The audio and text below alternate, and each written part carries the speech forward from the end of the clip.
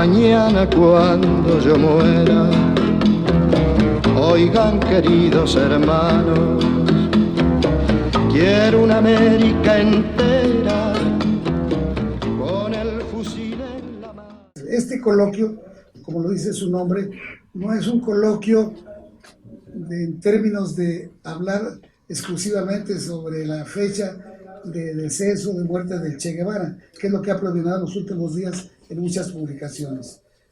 Por lo tanto, no es un evento de esa naturaleza, sino venimos, como nos dice el propio coloquio, a reivindicar la vida, la trayectoria, la memoria y la vigencia del pensamiento y del ejemplo del Che Guevara.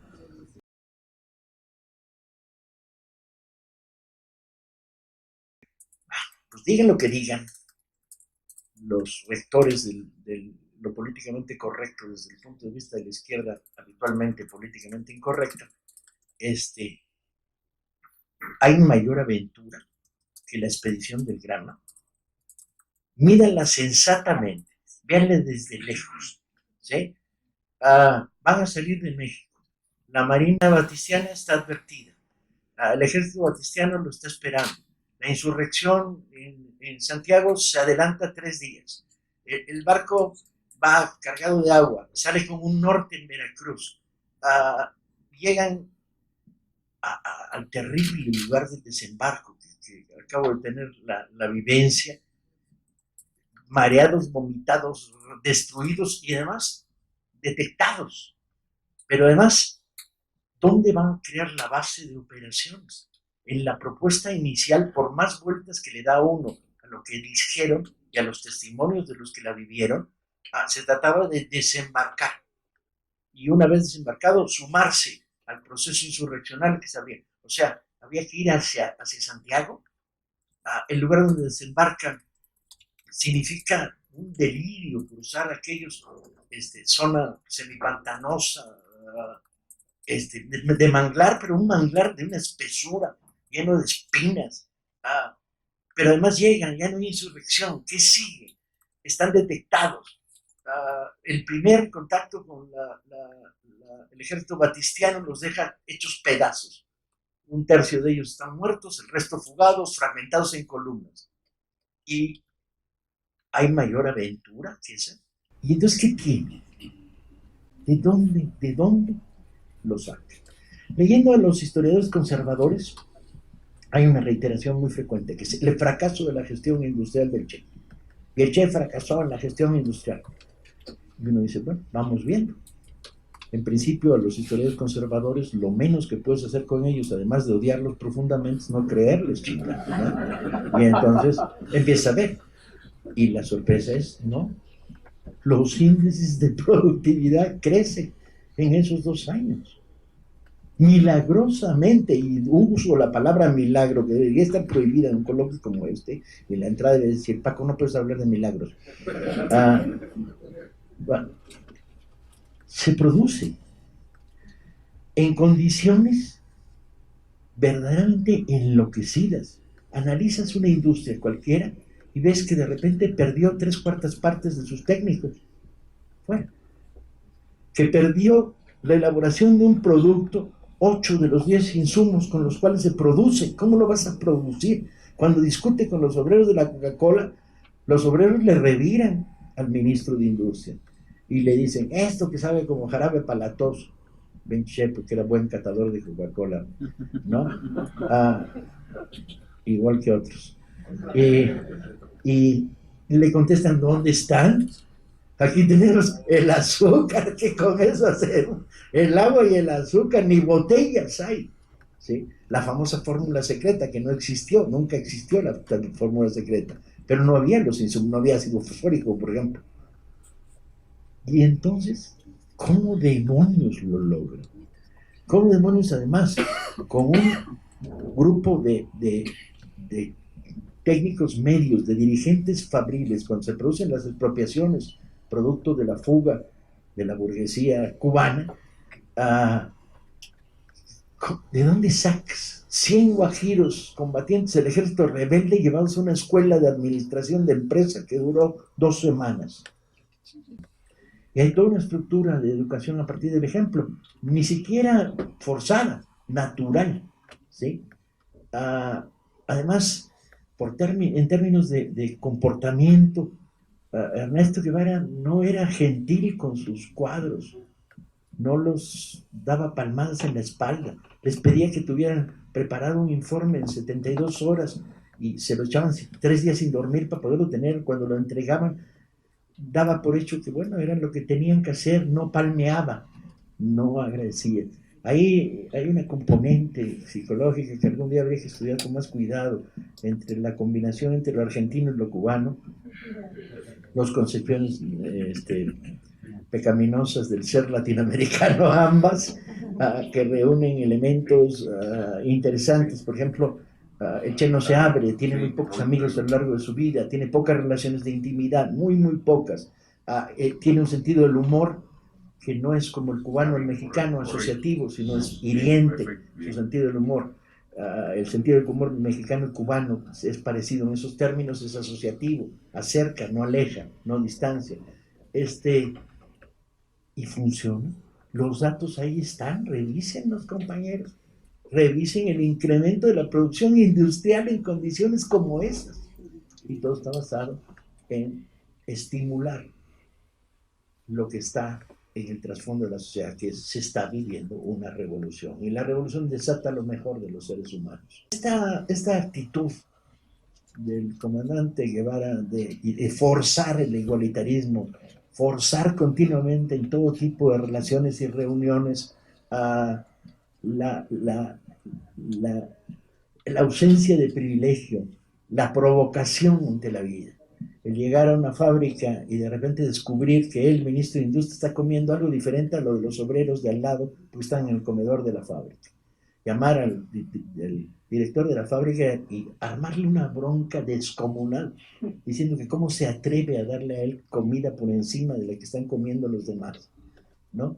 Este virulento igualitarismo que lo acompañará toda su vida y que está desde los primeros momentos de la revolución en la Sierra Maestra, cuando tiene 2 dulcecitos y son 3, tiene que romperlos con una piedrita, ¿no? Para repartir el pinche pedazo de caramelo todo roñoso que lo traía en la bolsa del pantalón, y escoge el pedazo más chiquito. Ándale, cabrón, agarra el pedazo más chiquito. Yo que voy de igualitario por la vida y que he aprendido del Che estas lecciones de moral básica, no sé si, yo no creo que llegue a tanto como agarrar el pedazo más chiquito, chinga. O sea, repartirlo sí, bueno, pero agarrar el pedazo más chiquito, chinga, ¿no? Si me piden que venga a hablar con Che, me encantaría terminar el primer round diciendo, partía en 3 un caramelo y agarraba el caramelo más chiquito. Eso es socialismo, lo demás son mamadas. Bravo. A ver, hablar de Che en 1 hora es una tarea para Harry Potter y a ver si lo logra. Me salva que Paco Ignacio tocó un poco de cosas y que detrás de mí viene Luis, que va a tocar parte de las cosas mías. Lo que yo voy a plantear. Yo quería entonces circunscribirme a un Che, a 2 Che. El Che constructor del socialismo y el Che y su diplomacia de verde olivo. Porque el Che internacionalista, que era una tercera parte que pensaba tocar, lo va a tocar César, así que me libero también de ese tipo de cosas. La pregunta dice vigencia del pensamiento de Che, y la pregunta, ¿está vigente el pensamiento de Che? Sí. En la Cuba de hoy, sí, totalmente. Ahora, los conceptos de Che, de unidad, de sumas que restan, de alianza, de correlación de fuerza, de condiciones objetivas y subjetivas, del papel de las masas, de la nueva conciencia social, de la moral y la disciplina, el papel del líder, y entonces la solidaridad, el patriotismo y el antiimperialismo y el internacionalismo, esos 12 conceptos están hoy en Cuba. el luchar por la vía armada para derrocar al imperialismo, un gobierno dictatorial o un gobierno de dictadura. Ya no hay dictadura con carretera, ahora son dictaduras de cuello blanco, de fundaciones bancarias y financieras, dictadura igual. Dictadura igual, lo que ya no son los milicos, aquellos gorilas, pero es lo mismo. O sea, las condiciones subjetivas que llevaron al Che de aquella jornada hermosa de revolucionarios en los años 60, hoy en América Latina están. Que faltan vanguardia, liderazgo, condiciones subjetivas. Esa terminología marxista que casi no se usa, de que el marxismo murió, que se acabaron las ideologías con aquel Fukuyama, entonces existe, el marxismo está ahí. Ahora el tema es qué tú utilizas de eso. Y en esto, compañeros, estamos hablando de un hombre de 39 años. Esto es importante contextualizarlo. Y estamos hablando de un Che y todo lo que hizo el Che en 6 años. O sea, el Che entre 59, hay un Che militar, de 56 cuando desembarca hasta 59. Simple combatiente, viene médico, justamente médico, combatiente, el primer comandante nombrado por Fidel en la Sierra, el primero, antes que Camilo, antes que Raúl, el primero, 21 de julio del 57. Y no solo ya el primer comandante de la Sierra, sino que el hombre que unifica la fuerza revolucionaria por donde quiera pasar. Ese es un Che militar. Pero el Che que queremos hablar, el Che constructor de socialismo, el Che líder revolucionario, es de 6 años, 59, 65, porque después 65 y 66 es el Che internacionalista. Misión en Congo, misión en Bolivia. Y estamos nosotros, la mayoría de los que se supone que estamos aquí, que somos los que variamos. Los tipos que creemos en lo que Che hizo, que tratamos de parecernos en él a ese ser, en términos de Silvio Rodríguez, un cantante cubano, es un animal de galaxia. El Che que queremos nosotros levantar, ese Che de constructor de socialismo, para nosotros es sumamente importante porque Che, como bien también adelantó Paco Ignacio, el Che en 6 años, compañero, tuvo que hacer un montón de cosas. Usted no puede dividir al Che, no el Che deportista, el Che ministro, el Che en 6 años fue 4 cosas, 4 grandes cosas en Cuba. Presidente del banco, ministro de Industria, que fue el gran momento, fue presidente del INRA, pero en todo ese interín, el Che además estuvo al frente, 61, invade Irán y está al frente de la fuerza cubana en Pinar del Río. Y la crisis de octubre en el 62, que el mundo se acababa, y el Che está en Pinar del Río, al frente, o sea, ya es comandante. Y es el mismo tipo, no es otro, no es Ernesto Paquí que va para allá, es el hombre ese que está ahí haciendo todo eso. Y además, llevando la revolución cubana al mundo, un Che que tiene, compañero, 10 valores, que son valores humanos, que los queremos, lo quisiéramos tener todos. Vamos a hablar de los 10 valores, hablé de 12 conceptos, ahora vamos a hablar de 10 valores de Che. Dignidad, honradez, justeza, responsabilidad, laboriosidad, modestia, valentía, humanismo, altruismo y fidelidad y lealtad. Eso es Che. Una bellísima canción, se llama Búscame, sobrevolando un sueño, del otro Santiago Feliu. Si ustedes me permiten, me voy a empujar un pequeño versículo. Búscame donde sientas que está ardiendo, donde se eternizan los recuerdos,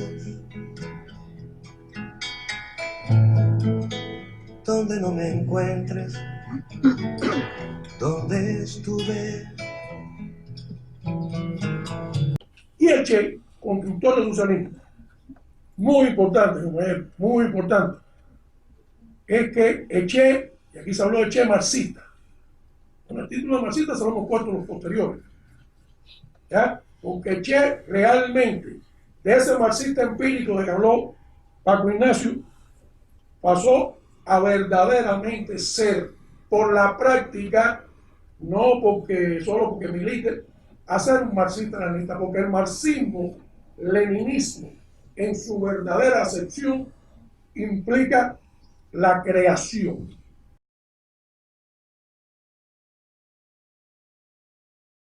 Explicar el trabajo periodístico, las luchas sociales, la acción de fuerzas políticas que permitieron que el Che se convirtiera en lo que hoy es en el imaginario social de México.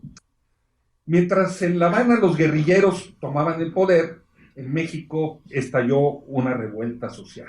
Estoy hablando de los años 1956, 60, de los aquí César se ha ocupado ampliamente. Maestros, ferrocarrileros, telegrafistas, petroleros, campesinos, estudiantes tomaron plazas públicas, se apropiaron de predios, hicieron leyes.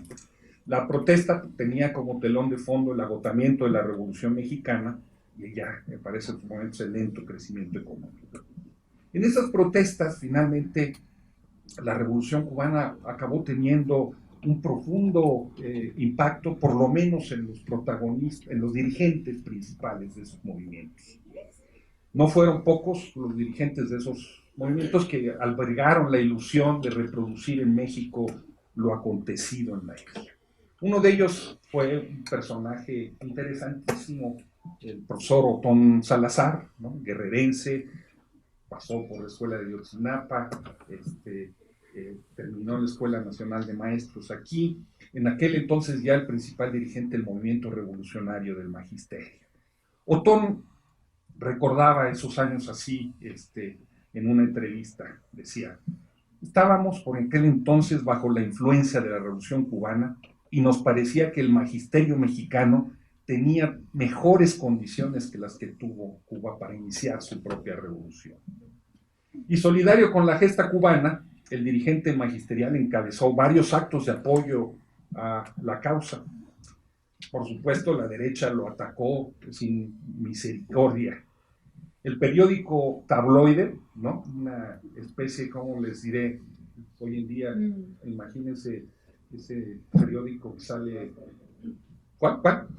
Basta. ¿No? El periódico tabloide le dedicó sus 8 columnas del 22 de julio de 1960 con una cabeza que decía: se le subió la Cuba libre a Otón Salazar. Casi 2 años antes, esta relación de Fidel con los medios, ¿no? Había tenido un momento estelar en febrero del 57, cuando el periodista estadounidense Herbert Matthews, bautizado, no sin un dejo de ironía, el hombre que inventó a Fidel, como si necesitara ser inventado, entrevistó al jefe de los revolucionarios en la Sierra Maestra durante 3 largas horas. Su trabajo fue publicado en New York Times y rebotó por todo el mundo.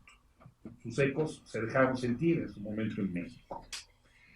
Excelsior y la edición vespertina de Últimas Noticias consignaron en sus páginas con bastante fidelidad, aunque usted no lo crea, los avatares de la guerrilla cubana. Su reportero Manuel Camín estuvo en Sierra Maestra y como reconocimiento a su labor, el mismo Fidel envió el 17 de marzo del 58 cartas a los directores de ambos periódicos agradeciendo el interés y la objetividad de los materiales publicados, y casi un año después, el que era el director de la revista Sucesos, un personaje que va a ser clave también en las relaciones entre México y Cuba, el periodista Mario Menéndez, después director de la revista ¿Por qué?, ¿no? Logró una entrevista exclusiva en Fidel, ¿no? Con Fidel, la primera concedida a un periodista latinoamericano después de la fase armada de la revolución, ¿no? Había sido invitado allí por Fidel para hacer una serie de reportajes, 8 largos reportajes sobre la guerrilla guatemalteca, pero lo acabó agarrando y se publicó. Y esa entrevista también fue clave para difundir, ¿no? el mundo de la Revolución Cubana. En los primeros días ya de agosto de 1964 tuvo lugar un encuentro que sería clave para la difusión de la imagen del Che México. Ese día una delegación de periodistas ligados a la revista Sucesos, pero también al Partido Comunista Mexicano, integrado por el fotógrafo colombiano-mexicano Rodrigo Moya, Froilán Manjarrés, Eduardo del Río Ríos y un militante del Partido Comunista, Juan Duch. Viajó a La Habana y fue recibido por el Che en la sala de juntas del Banco de la República, donde el guerrillero era el director. Los mexicanos querían entonces hacer un libro al que iban a titular Cuba para tres, en el que se habían de conjugar los textos las fotos de Moya, los textos ágiles de Manjarrés, que había ya escrito la autobiografía de Rubén Jaramillo, ¿verdad? Fue un periodista muy ligado a las luchas sociales, y las caricaturas de Ríos para difundir en el público mexicano los avatares de la Revolución Mexicana, perdón, de la Revolución Cubana. Los aires isleños llegaron ahí hasta nuestro vecino estado. Ustedes saben, Rubén Jaramillo es el heredero del agrarismo radical zapatista, el líder campesino que se levantó en armas en distintas ocasiones contra el gobierno, y es como la bisagra entre las guerrillas históricas zapatistas y las guerrillas modernas, que terminó profundamente identificado con la Revolución Cubana. Esta relación, Jaramillo era también pastor metodista, no deja de ser un detalle muy interesante, que no es tan detalle, ¿verdad? Veía en el modelo cubano, al final de su vida, antes de ser asesinado por el gobierno, el modelo a seguir. Jaramillo admiraba la reforma agraria cubana y decía muy claramente en una entrevista realizada en 1961, decía: los logros de la revolución cubana en términos de la redistribución de la tierra coinciden con nuestras propias aspiraciones revolucionarias. El público acostumbra a cantar una de las piezas más conocidas y celebradas también de José de Molina, el himno que le compuso a la memoria de Rubén Jaramillo. Una y otra vez, tanto en los múltiples conciertos que Molina brindó mientras vivía, como en las interpretaciones de sus piezas que otros músicos realizan, la imaginación popular entona a todo pulmón y con harto sentimiento lo que es la estrofa final de la canción, esa que dice: tres jinetes en el cielo cabalgan con mucho brío. Esos tres jinetes son Che, Zapata y Jaramillo. Buenos días. Yo he participado en unos cuantos eventos que me han invitado sobre el método. Y quiero expresarle lo que hace un ratito, mientras ustedes estaban tomando café, conversando, que decía César, que me siento muy, muy feliz de haber sido invitado y de estar aquí. Me invitaron en diciembre del año pasado y estoy muy feliz por la calidad del público, por la calidad de las preguntas que el público hace y las reflexiones que manifiesta, por la calidad de los colegas que me han precedido en sus ponencias, por lo que he aprendido aquí, por lo que he aprendido particularmente con Luis. He aprendido mucho esta mañana, por la calidad de los jóvenes y la actividad que se pone de manifiesto aquí del Instituto Móvil. Para mí me siento ser una persona muy privilegiada y me duele y lamento profundamente tener que salir mañana temprano, no haya podido hacer todo el programa como estaba planeado hasta el domingo 8. Ese es el primer lugar. En segundo lugar, quería expresarle que en 1967, si hace exactamente 50 años, en el año 67, yo era ya profesor de filosofía, tenía en ese momento 19 años, en la Universidad de Alabama. Y entré en un debate con un profesor soviético que estaba dando una conferencia en la Escuela de Ciencia Política y dijo dos cosas que me parecieron erradas. La primera fue de que la revolución cubana de Fidel Castro triunfó por la huelga general organizada por los comunistas y no por la lucha armada y por todo el movimiento que se había desatado. Y la segunda, que el Che Guevara estaba profundamente equivocado, que era un ignorante de la teoría de transición, de la economía socialista, de Marx, en fin. Yo pedí la palabra, le pude demostrar de que había dicho un tremendo disparate con relación a la huelga general, que además fue convocada por Fidel, que fue convocada por el movimiento 26 de julio. Pero cuando comencé a intentar rebatir los argumentos sobre las equivocaciones teóricas y la ignorancia garrafal que le decía que tenía el Che, me di cuenta que yo no conocía al Che, que no conocía su pensamiento. Salí muy enfadado conmigo, no con el soviético. Bajando la escalinata de la Universidad de La Habana, que es grande, son muchos escalones, el mismo debajo había una librería, Alma Mater. Yo me iba quitando lo que tenía contra el soviético, me tomaba contra mí. Nunca me había interesado por comprar un libro del Che. A la librería no había ninguno. De ahí me fui para la librería La Moderna Poesía, en la calle Obispo, que era la más grande. Y ahí me dijo, no busquen nada, porque no hay nada publicado del Che.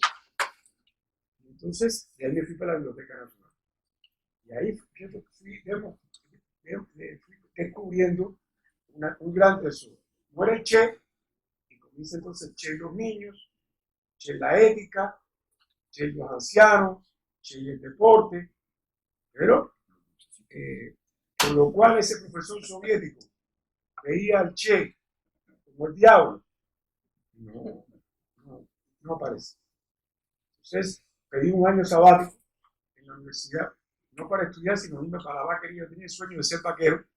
Yo tuve una tía latifundista que tenía muchas hectáreas, tenía miles de hectáreas, tenía vacas, y cuando tenía 5 años yo visité su latifundio, me quedé enamorado de las vacas. Y esos 10 meses, entre las vacas, hice el proyecto de lo que se convirtió después en el libro El pensamiento económico del Che. Tuve 15 años, tuvo 27 versiones, sufrí presiones para no hacerlo. Logré, porque esto es para que ustedes vean que las cosas no son en blanco y en negro. A partir de la muerte del Che, prácticamente todos los estudiantes cubanos que estaban en la Unión Soviética tuvieron broncas, discusiones, porque los soviéticos era ya una cosa enfermiza contra el Che. Sí, era la CIA, era el imperio y era el bloque soviético también. Hubo incluso cubanos que fueron expulsados de la Unión Soviética porque se fueron a piñazos contra profesores soviéticos, contra soviéticos, por la forma tan denigrante que hablaban del Che Guevara. El Che, ya siendo Che, era uno de los hombres más cultos que tenía la dirección de la Revolución Cubana, porque el 90 y pico % era analfabeto, como ayer conté en la Rosa Luxemburgo. Mi mamá era doctora en filosofía, fue maestra de la primera escolta que tuvo el primer presidente en Cuba después de la Revolución y la escolta de Fidel. Yo conocía a Celia con 10 años y íbamos todas las tardes a Palacio por la tarde, cuando no terminaba de trabajar de maestra en el Colegio Treyes, a enseñar a leer y escribir a la escolta del presidente Urrutia y luego de Dórticos y de Fidel Castro. ¿Sí? Y el Che en ese momento, ya como explicó, conocía el marxismo, había estudiado directamente del Capital, había leído a Lenin, era un poco hasta Stalin, era un admirador de Stalin. En 1959 él era admirador de Stalin, de la obra de la Revolución Soviética. Es decir, él no le veía, en enero del 59, el Che no veía ninguna quiebra en el sistema soviético. Ninguna. Era un fan perdido. Cuando se entrevistó con Fidel, antes de entrevistarse con Fidel, él tenía el plan de ir a Europa, ir a París, quería conocer a París, y de ahí seguir para Moscú, al Vaticano, a la meca de la Revolución Mundial. Ese era el Che. Y ese Che En 1959 es el primer dirigente de la Revolución Cubana que ve un primer país socialista, Yugoslavia. Y luego es el primer dirigente de la Dirección Nacional que visita la Unión Soviética y los demás países. ¿Qué ocurre? Ahí mismo el Che lo expresó en una palabra clave. Es decir, el Che viene un poco turbado, preocupado y triste, porque se encuentra, lo expresó así, se encuentra que no hay espiritualidad en los modelos socialistas. Le falta la espiritualidad. Digo con esa palabra, está citado en mi libro. Exactamente, eso se publicó, la primera vez que se publicó fue en mi libro, en 1987. Él explica, y ahí vino perturbado. Cuando fue a segunda y estuvo en la Unión Soviética, pidió ver fábricas, etcétera, porque ya se estaba ocupando las cosas económicas, ya viene convencido de que no es posible aplicar el modelo soviético. ¿Por qué? Por una razón muy sencilla. El Che había aprendido con la historia de Cuba y con la historia y con lo que él vivió del movimiento 26 de julio, que no tiene sentido hacer ninguna revolución si no está encaminada al mejoramiento humano. Si esa revolución no pone en el centro a la persona, si no desarrolla la individualidad y la libertad y su participación, y eso no lo encontró en los países socialistas. El Che, y eso lo aprendió de forma práctica. ¿Cuál fue la primera experiencia práctica con los cubanos? Como explicó Luis, caen presos todos, por lo que dijo esto, dijo que era comunista, sale, y el Che, y además le estaban pisando los talones, habían quitado casi todas las armas que habían reunido, kilo a kilo, centavo a peso, y el Che, Fidel le dice, no, yo te espero. El Che le dice, no, váyanse, yo después me uno a ustedes allá, nuestra red. Y Fidel le dijo, yo no te dejo aquí en la cárcel, yo te saco de la cárcel. Se monta en el Granma. Ustedes han visto el Granma. Busquen, los que no lo han visto, busquen los datos. 82 hombres, toneladas de armamento, como explicó Taibo ayer, dice, en plena tormenta, y salen. Cuando le quedaban 1 hora de combustible y que estaban perdidos en el mar, se cae un hombre al agua. Y el Che y Fidel le dice, hay que buscarlo. El capitán le dice, Fidel, nos queda 1 hora de combustible y no sé ni dónde estamos, no se ve tierra por ninguna parte. Y se veían ya los aviones de Batista. Como dijo él anunció, Fidel dijo, en el año 56 o somos mártires o triunfamos. Y entonces nos dice Fidel, no, de aquí no nos vamos, hay que encontrar a Roque. Por suerte lo encontraron, si no estuviera yo aquí hoy. No hubiera habido Che, ni mi pueblo tuviera lo que tiene. Lo malo y lo bueno. Simplemente. O sea, eso. Y el tercero que acabó de dejar loco a Che Guevara, y que él lo escribe en Pasaje de la Guerra Revolucionaria, cuando en enero del 57, a los 50 y pico de días de haber desembarcado, tienen el primer combate. Hay heridos de soldados de Batista, se rinden, toman la fortaleza, el puesto militar de La Plata, toman la fortaleza. Hay heridos soldados de Batista y rebeldes, sus compañeros. El Che era médico en ese momento, el Che vino como médico, era el único médico que venía en la guerrilla, en Granma. Y el Che empieza a curar a los rebeldes. Y Fidel le dice, no. Tú lo que tienes que hacer ahora es ver entre los heridos cuáles son los que están peor, incluyendo los soldados de Batista. Y al que está más grave, si él es soldado de Batista, lo curas. Los nuestros, al final. O sea, el Che aprendió que es la tradición de nuestros revolucionarios de las 4 revoluciones anteriores. Nosotros, cuando cogíamos presos a los soldados y a los oficiales españoles en la guerra de independencia, al oficial se le dejaba el revólver y el sable. No se le tocaba. A los soldados se les pedía que se quitaran la ropa, se quedaran en calzoncillos y en camiseta, porque los gamisas andaban desnudos, eran las botas, andaban descalzos. Y no se tocaba a nadie. Si caía un mambí, era fusilado o torturado. Pero Nunca hicimos eso. La ética. Por tanto, el Che, es normal, había leído a José Martí. Y además de eso, en Cuba, por suerte, en el mismo momento que se fundó el Partido Comunista de Cuba, bajo la influencia de la Internacional Comunista de Moscú, en ese mismo instante, a los pocos meses, surgió el socialismo cubano también. Fíjense qué cosa. Porque uno de los fundadores, Julio Antonio Mella, a los pocos meses de haber fundado el partido, entró en contradicción con los demás. Porque no estaba de acuerdo con las políticas que se estaba aplicando con el movimiento y rompió. Y luego vino Guiteras.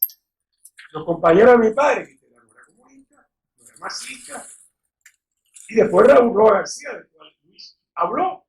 Igual, los perseguían. Los comunistas los perseguían a ese socialismo cubano. Por tanto, qué cosa más interesante. Qué cosa más interesante. El Che mamó de ese socialismo cubano. Y mamó de Martí. Ahí que de cierto modo venía en condiciones en su mente y en su cultura, con el pensamiento también de José Ingenieros, con lo que había aprendido de la cultura universal. Ahí, ese gran ajiaco cubano, él comprendió, y entonces él se dio cuenta, y esto es un aporte de la Revolución Cubana. La Revolución Cubana es la primera revolución en el mundo que pone el mercado en función de la persona y no la persona en función del mercado. La diferencia entre el modelo soviético y el modelo cubano no hay que leerse, hay que leerlo, pero se puede expresar en dos líneas. Ya yo, como lo que estoy diciendo ahora aquí, ya yo cumplí, ya yo justifico el hotel que me pusieron y el pasaje que me pusieron. Así de sencillo. La diferencia es muy sencilla. La diferencia es que desgraciadamente los hermanos soviéticos tomaron acríticamente el sistema capitalista premonopolista del Estado y lo aplicaron en la economía. Por desgracia, Carlos Marx y Federico Engels no se dieron cuenta que la ciencia, que podía desarrollar el modo de producción capitalista, no era tampoco del todo, ¿cómo se dice esto?, neutral. Y que, de cierto modo, en las relaciones de explotación, las categorías capitalistas perpetuaban en su funcionamiento el sistema capitalista nacional y mundial. Y eso es lo que la Revolución Cubana hace. Constantemente, desde que si ustedes toman, y ahí es la razón por la cual también no nos pudieron derrotar. Ahí está. Fidel rompió toda lógica. También esa misma lógica que rompió de atacar un cuartel en la segunda fortaleza militar con unos fusiles de basura, viejos todos, de haber metido en el grano, de hacer todas esas cosas y de haber triunfado. ¿Cómo lo logró? Lo logró por la ética. Porque nosotros, y como explicaba ayer Feliu, creo que fuiste tú que lo desarrollaste, nosotros enseñamos a los soldados de Batista que los revolucionarios cubanos éramos superiores y que no teníamos un problema con ellos, sino con sus amos, y que lo que queríamos era subvertir y que ellos se iban a mejorar con esa situación. Tratábamos, y que igualmente los oficiales de Batista, cayó hasta un comandante, coronel y comandante, no había torturado a nadie, se le dejó su arma, el comandante Quevedo, preso en la jefatura, andaba, donde estaba Fidel Castro, podía haberlo matado, se le dejó su pistola de reglamento y su uniforme de Batista. Al poco tiempo, ese hombre pidió incorporarse a la lucha revolucionaria y se le dejó el grado de comandante. Ustedes vean, es decir, fue un trabajo, es un trabajo de corazón, de mente, pero de corazón y de valentía, de una concepción. Por tanto, ¿cuál es la esencia del pensamiento del Che? el pensamiento económico del Che. El Che no solo descubre del por qué la Unión Soviética y el bloque soviético iba a desaparecer, que lo dijo, otros habían dicho algo, pero no habían dado en la esencia del porqué, sino que además creó, y esta es la segunda que justifica que yo esté aquí, la segunda es que no se dejó, no fue un criticón, no, fue un tipo amargado criticando toda la porquería que habían hecho los anteriores, buscándole defectos. No. Buscó sus virtudes. Acuérdense que él era estalinista, 59, abogaba a la Unión Soviética, sino parte de uno que le han lavado el cerebro. No, al revés. Se encuentra en Cuba una escuela de socialismo cubano, bien fuerte, bien hecha, distinta al socialismo real, al socialismo soviético, al socialismo chino, al socialismo vietnamita, al socialismo cualquiera. Se encuentra otra cosa distinta. Y ahí que encuentra él. Encuentra en la parte humana. Y la revolución cubana, si ustedes ven las medidas económicas que empieza a tomar desde el 1 de enero del 59, empieza a romper esa lógica.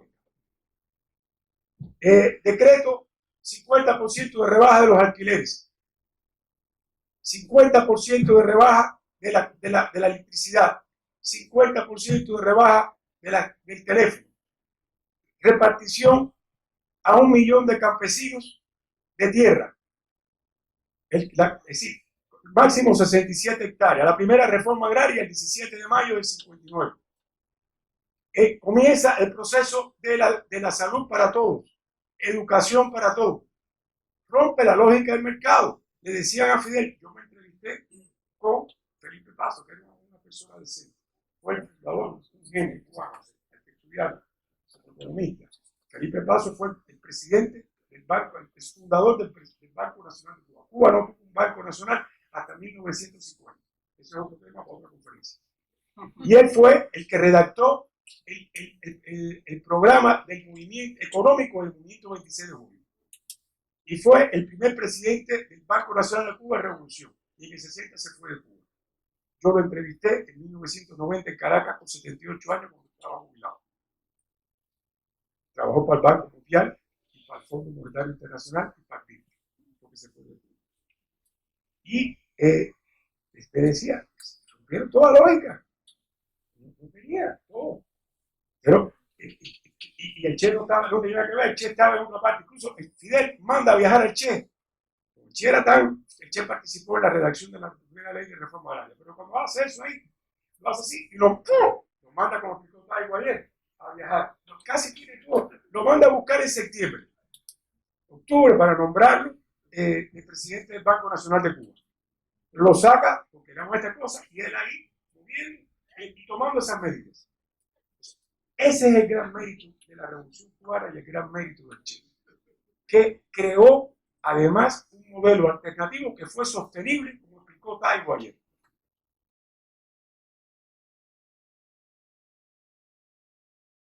Bueno, también aquí es como va de rebote. Si ustedes se fijan, han sido compañeras las que han sido moderadoras en el coloquio. Cuando se vio el programa inicialmente, rápidamente, bueno, ustedes como las mujeres reclaman ahora tener presencia y con justa razón en cualquier evento. Entonces nos dijeron que parecíamos el club de Toby, que eran puros hombres los que estaban programados. Pensando que no podíamos cometer un error de esas alturas en un coloquio como esto, propusimos que varias compañeras de distintas instituciones fueran moderadoras del evento y la conductora. Por eso en el primero estuvo Patricia de la Rosa de Luxemburgo, el día de ayer estuvo Maciel de la Facultad de Filosofía y Letras, y ahora me acompaña Maribel Flores, estudiante de Pedagogía de la UNAM y de Psicología en la Universidad Pedagógica Nacional. Son de esas personas que hacen muchas carreras a la vez. Piensa que la van a pagar más cuando salga de profesionista, pero no va a ser un solo salario. Pero qué bueno que está aquí Maribel Flores. Muchas gracias, Maribel.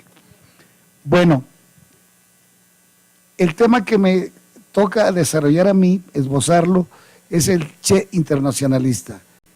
Este Che que llega a recorrer el mundo latinoamericano, efectivamente es un joven inquieto, se atreve a dejar una novia que está medio guapa, que se llama La Chichina, aunque en la película de Gael se tienen una despedida más o menos cercana en el coche. En fin, si ustedes ven a Gael, y él mismo lo narra. Pero por encima de que quiere a La Chichina y que La Chichina es así medio coquetona y no lo pela mucho, tiene el interés de conocer América. Y va a hacer varios viajes con diferentes compañeros, y ustedes han visto cómo anda de Argentina a Chile, de Chile a Bolivia, de Bolivia a Perú, de Perú luego el Amazonas y del Amazonas a Venezuela, y ahí llega un primer viaje. Y luego se regresa como un viajero de aventón, y consigue un aventón en avión, no es cualquier cosa, para regresar a Argentina. Y viene el segundo viaje que lo llevará hasta México, pero otra va con otra cabeza, como dice Maribel, ya hay un Che diferente, todavía no es el Che que lo conocemos como Che, es el joven Vergara, más bien es el Fruser, como se llamaba él a sí mismo, el Furibundo Serna, cuando jugaba rugby, y va a intentar nuevamente conocer bajo otra perspectiva, ya no solamente de tan vago el primer viaje. Es un joven que va interesado en conocer desde otro punto de vista la América mayúscula, como le llama, pero también es la idea de comprometerse con esas ideas que empiezan a buir en su mente, las ideas de que él puede participar en cosas diferentes y en un proceso que contribuya, como él lo veía así, a la emancipación de la miseria, de lo propio, de la injusticia en la que ve que padece la mayor parte de los hombres y mujeres de nuestro continente. Y el argentino los vuelve a reencontrar acá, y el argentino pues trabaja de todo. Lo han dicho aquí en varias cuestiones, pero aunque no lo sepan, fue maestro en la UNAM, fue maestro adjunto de maestros suyos, amigos en la Facultad de Medicina, y conferencista científico, porque el Che ya hacía conferencias de la ciencia. Él dice que en México estaba muy atrasada la cosa alergológica, donde él se había formado allá en Argentina. Y bueno, además es fotógrafo de deportes en los Panamericanos de aquel tiempo, tiene chambas de todo. Y luego pues andando en las calles, pues se encuentra con los cubanos que andan igual también en la Alameda, en fin, y todo lo demás. Se vuelve, como dicen los zapatistas, los rebeldes se encuentran y se huelen y se encuentran. Y todo el mundo le platica que va a venir pronto su jefe de ellos, su líder, que fue el que dirigió el asalto del cuartel Moncada. Y entonces él empieza a conocer de ese joven, de ese hombre, el que le platican sus compañeros cubanos, y Fidel llega en el año 55 acá. Llega acá después del exilio, de la cárcel y de haber sobrevivido, y lo están esperando. Y ellos dicen que cuando venga Fidel se va a organizar el regreso, que eso es lo que están esperando. Y a los pocos días, muy pocos días después de que llega Fidel a México, Raúl lo lleva a la casa de María Antonia, una compañera cubana casada con un mexicano, que es así, digamos, generosa, como a veces suelen ser los mexicanos, a veces. Y ahí es el lugar donde viven prácticamente, comen, se duermen. Y el Che ya tiene muchas ganas de conocerlo, pero todo el mundo dice, todos los que conocieron esa historia, que se meten a platicar un cuarto y platican casi toda la noche. Casi de madrugada salen del cuarto que les prestó ahí María Antonia para platicar. Y efectivamente en esa noche misma, bueno, el Fidel puede convencer a cualquier gente, me supongo que incluyendo al Che, pero además podía convencer porque tenía argumentos y tenía hechos que podían convencerlo de que no estaba tirándole un rollo, sino era el hombre que había dirigido un intento revolucionario y que podía convencer a un hombre como el Che, que ya era escéptico, en una serie de luchas en las que no creía. Y ahí ese día el Che dice, cuando termina la plática, le escribe a su mamá, porque el Che, si ustedes ven su historia real, era un hombre profundamente enamorado de su madre, profundamente cariñoso con su madre, y era como su orientación. Algunos dicen que el Che, yo digo en plan de broma, era un mama's boy, porque él era el hijo de su mamá. Pero una relación política, una mujer muy preparada, crítica, enemiga del peronismo. Él escribe a su mamá, hoy es una condición política muy importante. He conocido al revolucionario cubano Fidel Castro. Y debo decir que dice, es un muchacho muy audaz, valiente y temerario, y está dispuesto a hacer todo, y creo que podrá lograrlo.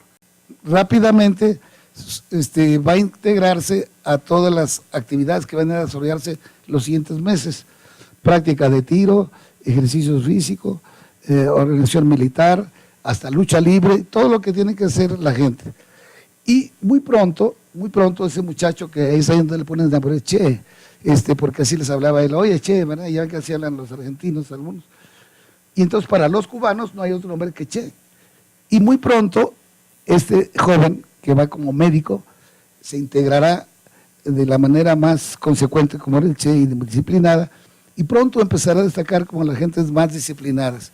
Y empieza a escribirle a su madre, pasaremos del yo a los otros. Ya somos nosotros los que tenemos el proyecto de ir a una lucha libertaria en la que puedo vivir o puedo morir, pero así es la historia de las revoluciones, se puede vivir o se puede morir. Y vendrá la etapa más difícil. La gente piensa que la etapa más difícil fue la lucha armada, fue complicada, generó miles de vidas que se perdieron por la lucha revolucionaria, pero viene la etapa de algo inédito, la etapa más difícil que nadie ha enfrentado en América Latina, nadie. Construir el socialismo, un proyecto de socialismo más adelante, en un país donde el socialismo, como dice Fernández Martínez Heredia, un socialismo que por primera vez se habló en español en el mundo occidental. Y eso era el aporte primero de la Revolución Cubana. Hay un párrafo donde decía, a riesgo de parecer ridículo, digo sé que un revolucionario tiene que tener un profundo amor, tiene que ser un hombre amoroso, un hombre amoroso a los seres humanos, a su familia y a sus compañeros, porque no puede haber un revolucionario que no cree en el amor. El Che tiene una parte en el occidente, Fidel está en el cuartel central en La Habana, y están repartidos todos los jefes de la revolución. En Cuba los jefes militares y de la revolución no se esconden. Acuérdense cuando a Bush le cayeron las Torres Gemelas, lo primero que lo sacaron, lo fueron a esconder en todos los sótanos de la Casa Blanca, todo lo demás, donde aparentemente no llegan las bombas atómicas. Cada quien tomó su puesto de combate, porque se llamó a combate. En esos días la revolución llamó a combate, y era a combatir, hasta la resistencia final. Y sobre una base que siempre ha operado en la estrategia militar de Cuba. La revolución cubana ni se rinde ni se retira. Y esa ha sido la forma como han actuado siempre.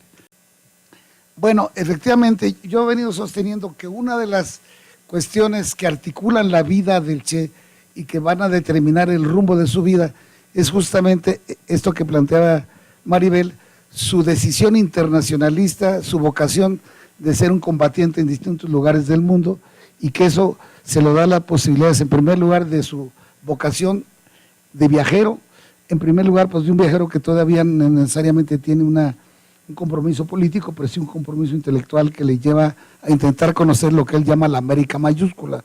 Así va a llamar en sus cartas que hace desde su primer viaje en motocicleta. Y el Che es un excelente vocero, aunque hubiera un ministro de Relaciones Exteriores, no es lo mismo que vaya el Che. Y el Che va a la ONU, y ahí va a ser un desmadre el Che, que ya se imaginarán, ¿verdad? A los gringos los trata pues como los tienen que tratar. Lo llama mentirosos, cobardes, en fin, todo lo que son. Porque tratan de negar lo que han hecho contra Cuba. Y el embajador de Estados Unidos, creo, Stevenson, no quiere debatir con el Che. Y así es el Che, de ese tamaño es la política exterior del Che. Pero va a las Naciones Unidas y le dan una tarea muy importante que va a ser trascendente para la historia posterior de Cuba. Fidel le pide que vaya a recorrer el mundo de África. Y le da la tarea de que vaya a recorrer África. Y recorre, no 18, como dijo el Taibo, son 9 países. Va entre otros, por supuesto, Argelia, que es cómplice de Cuba, en el mejor de los sentidos. Va a Benin, va a Tanzania, va a Egipto y otros lugares. ¿Pero a qué va? A hacer fiestas, bailes, que así como acostumbran los cubanos, que son bailadores, pero el Che era malísimo para los bailes y no sabía cantar ni nada. Era lo más desabrido en términos musicales, pero él lo reconocía. Y va a una tarea muy importante. Fidel plantea que hay que unificar las luchas de liberación de los pueblos de América Latina con los pueblos de África. Y es en África donde está en un proceso de independización o de independencia de los pueblos coloniales. Y no tienen mejor referente, pues ellos, que los cubanos. Ustedes conocen una película que se llama La Guerra de Argel. Casi todos los de izquierda la conocen, ¿verdad? La batalla de Argel, ¿verdad que sí? Y uno dice, ay, qué trinchones eran los argelinos, son bien trinchones. Pero lo que no saben que detrás de esa batalla está Cuba. Está Cuba. Porque desde la época de la guerra de Argelia, de la revolución. En Cuba se está dando la independencia, también la guerra de independencia. Y Ben Bella, el primer dirigente de la revolución argelina, dice, pues aquellos son revándalos, les voy a decir que si nos ayudan. Y desde la época, aún antes del triunfo de la revolución, Cuba se pronuncia a favor, en apoyo a la revolución de Argelia. Y hay una estrecha relación y afecto mutuo revolucionario. Y entonces el Che va a visitar a sus amigos de Argelia. Y el Che va a hacer un recorrido, ese famoso recorrido de los 3 meses, que el Che es una especie de Santo Claus revolucionario. Lo digo con el mayor respeto, ¿eh? Se fija que el Santo Claus reparte muchas cosas, ¿no? Bueno, seguramente el Che no iba a repartir regalos de Navidad, ni esferitas. Digo Santo Claus porque cuando saben que el Che está en África, vienen los de Angola, vienen los de Mozambique, vienen los de Guinea y llegan los de Zaire, y hasta chorros de los que estaban peleando, dicen, pues aquí sí hay un vándalo que ya llegó y andan lo mismo que nosotros. Y van a ver al Che. ¿Y qué piden de Cuba? ¿Por qué quieren ver al Che? Quieren adiestramiento militar, quieren apoyo militar, quieren formación de cuadros militares y políticos, y quieren también becas para estudiar, en fin.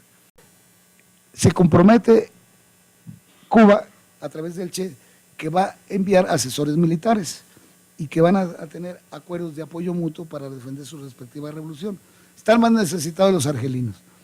Y al poco tiempo, como están provocando los reyes de Marruecos, pues Cuba, que con esa son agarrados, no hacen un buen internacionalismo, intentan invadir Argelia y sácale que llegan 700 cubanos. Y junto con 700 cubanos llegan como 30 tanques, no tenían muchos, pero ya son soviéticos, porque luego los cubanos hacían apoyo internacional con rifles gringos. Por eso se ríen algunos historiadores de que los chamaqueaban, como decimos en México.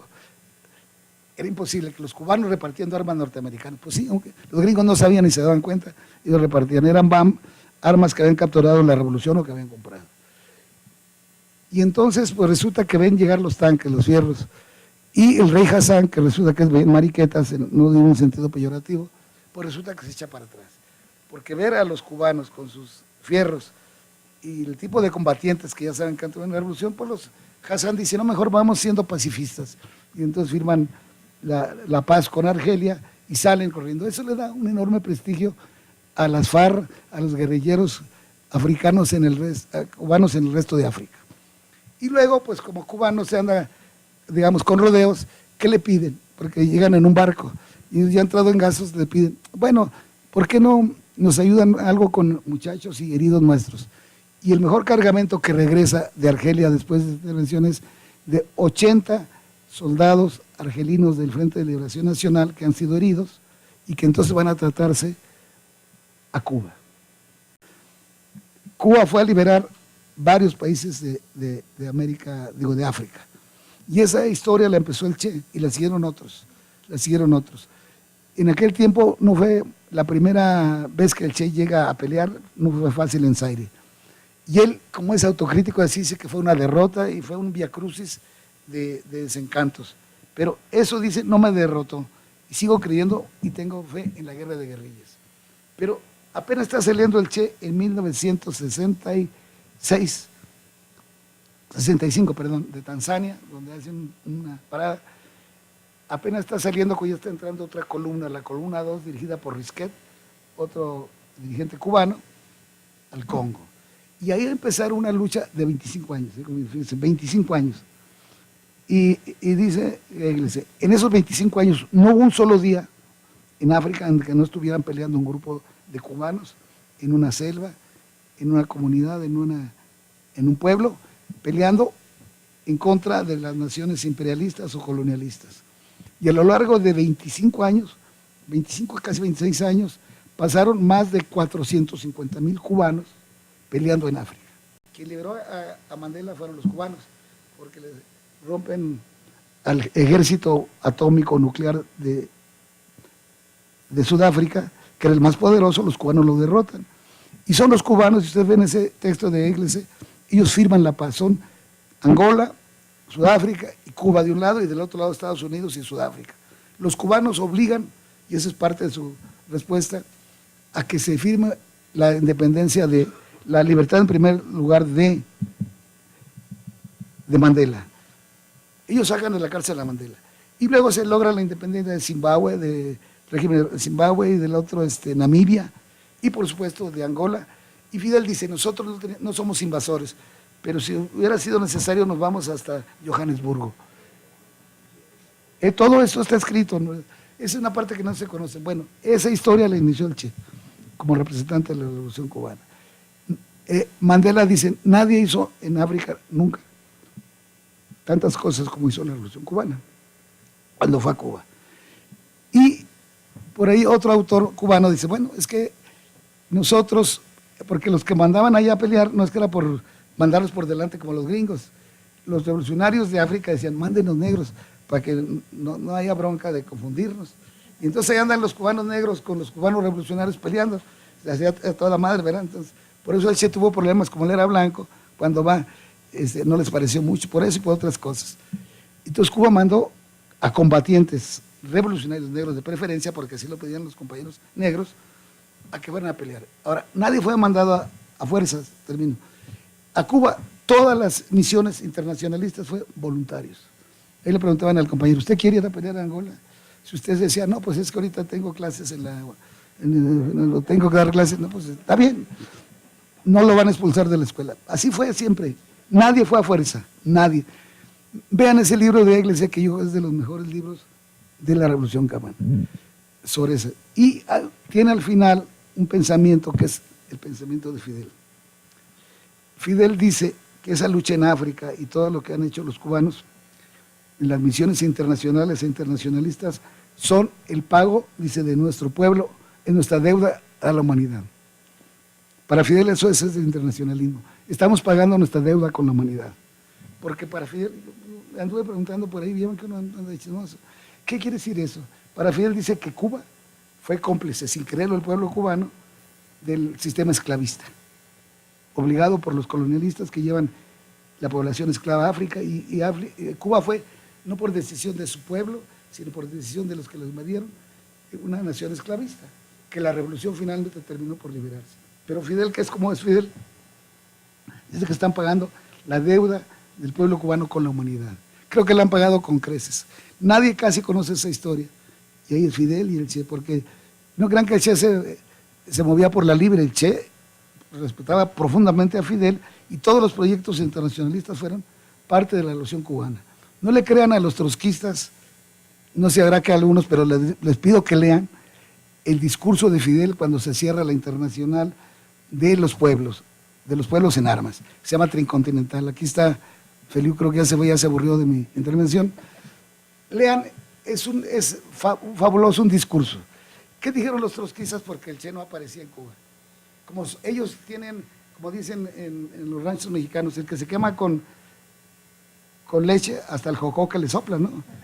Entonces, como ellos son muy pensativos, dijeron, es que seguramente en Cuba estamos igual en la época de Stalin. ¿Y qué inventaron los trotskistas? Que habían asesinado al Che, que lo habían matado, que lo habían desaparecido porque el Che sí era revolucionario y el Fidel era un seguidor de los soviéticos. Como no saben historia de Cuba, pueden inventar lo que sea. Y del discurso están todos los movimientos de liberación que van a Cuba. Están los vietnamitas, están todos los que quieran, todos los vándalos revolucionarios del mundo armados.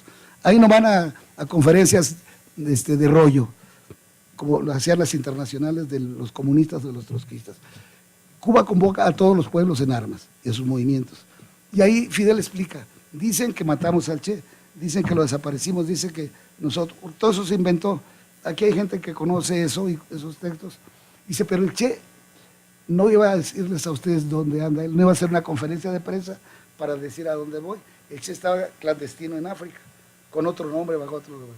Dice, pero un día se sabrá dónde está el Che. El Che estaba en Tanzania, acaba de pelear 8 veces en África, en el Zaire. Pero eso fue lo que se dijo. Y el Che, Fidel dice, aquí se dan la mano a los trotskistas y la CIA. Son los mismos argumentos que han dicho. Y bueno, ya no voy a hablar más, porque no quiero aquí enojar a un amigo que tengo al fondo que quiero mucho, que es medio trosco, pero lo respeto mucho, porque es el único buen trotskista que conozco, es el profesor Ávila, que ustedes conocen, maestro. Es un trotskista respetable mexicano. Entonces, viene eso y al tiempo se va a saber. El Che andaba peleando en África, con los negros y todo lo demás. Pero eso se dijo, y recuerda a un amigo que ya se ha portado últimamente bien con Cuba, pero hubo una época que fue rabioso. Es el más admirado de los trotskistas mexicanos por ellos, Gili. Le diga 2 páginas completitas de todas las mentiras que ha dicho Gili. Ya se ha comportado últimamente, ya está viejón, entonces ya no puede mentir tanto. Pero eso dijeron, eso está escrito por Fidel, no me crean a mí. Es el último documento de clausura de la Tricontinental. Todos los revolucionarios del mundo están en La Habana. Y es ahí donde manda el Che, no les dice dónde está, y les manda a decir que si quieren luchar todos los revolucionarios del mundo, se unan para luchar en forma armada y que pueden hacer 1, 2, 3 Vietnam, que lo simplificaron. No quiere decir que quiere guerras, pero vamos a darle a Estados Unidos un Vietnam, otro Vietnam y otro Vietnam. Si nos unimos todos los pueblos armados. El Che no andaba pues pidiendo el registro electoral y pidiendo ¿cómo se llama? Prerrogativas. Ese es el Che. Por eso no lo podían ver ni los rusos, ni los trotskos, ni nadie. Los comunistas, hablo de los comunistas de los partidos, para que no me deformen. El comunismo oficial. Bueno, lo dejo ahí y, perdón, Maribelita, pero es que...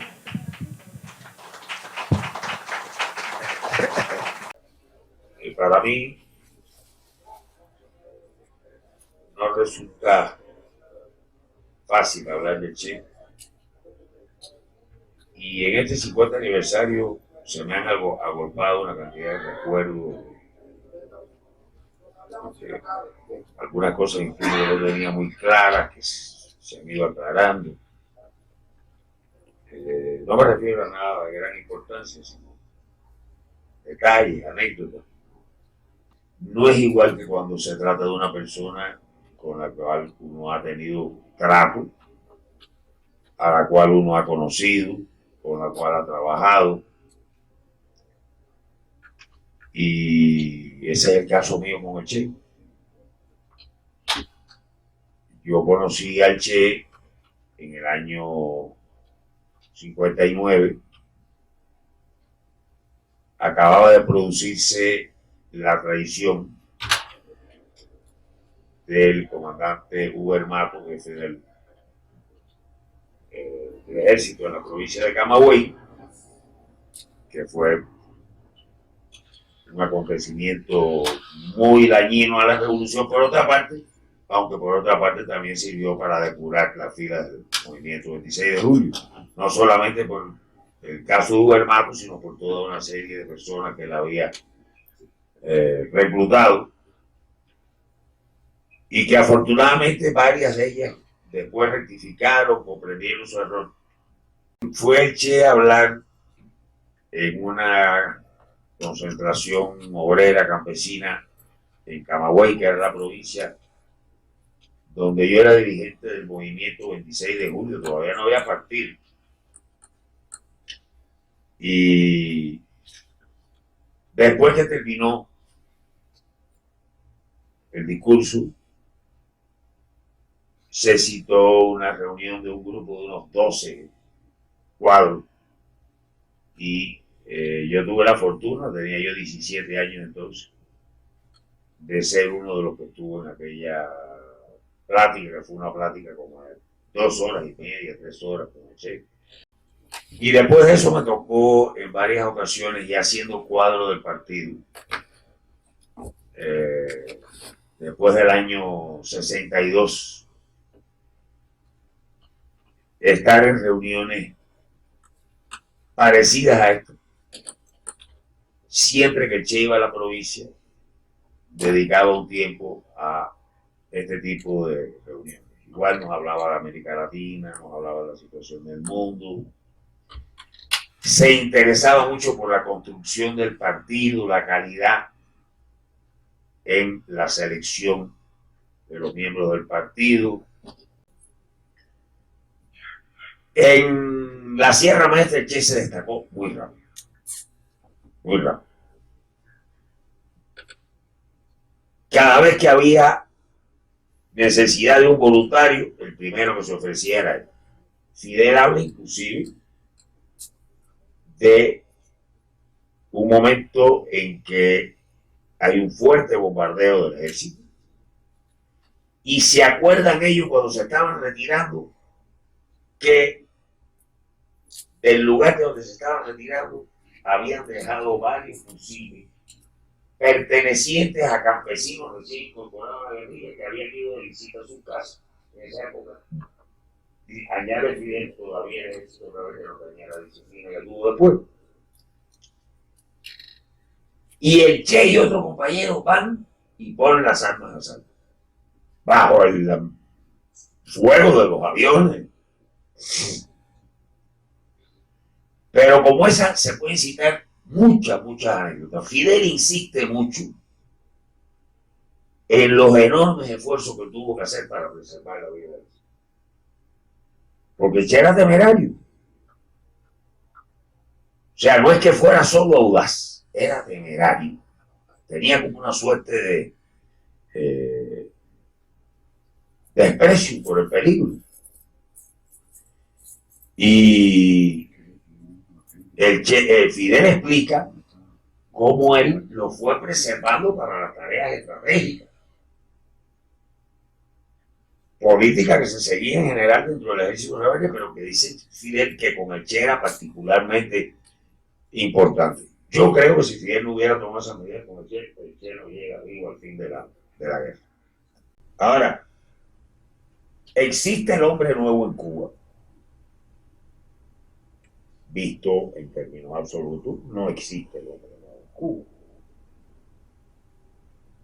Ahora, yo sí estoy profundamente convencido que en Cuba hay grandes sectores de la población en cuya conducta se ven rasgos de solidaridad, de altruismo,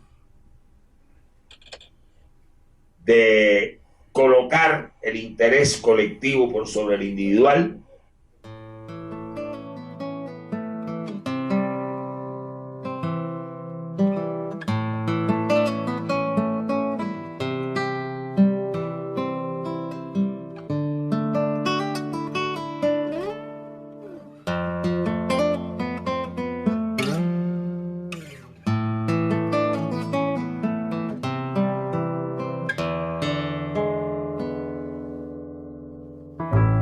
Dijo Guevara el hermoso, viendo al África llorar. En el imperio mañoso nunca se debe confiar, nunca se debe confiar.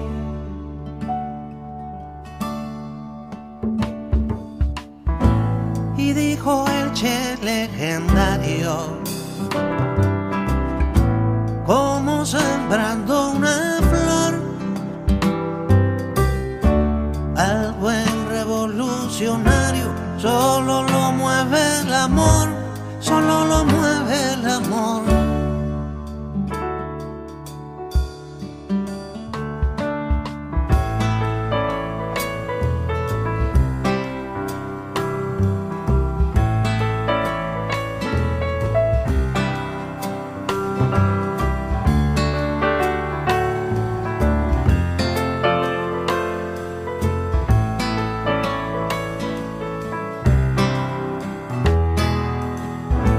Dijo Guevara el humano, que ningún intelectual debe ser asalariado del pensamiento oficial, del pensamiento oficial. Yo tuve un hermano. No nos vimos nunca, pero no importaba. Yo tuve un hermano que iba por los montes mientras yo dormía. Lo quise a mi modo, le tomé su voz libre como el agua. Caminé de a ratos cerca de su sombra. No nos vimos nunca, pero no importaba. Mi hermano despierto mientras yo dormía. Mi hermano mostrándome detrás de la noche su estrella elegida.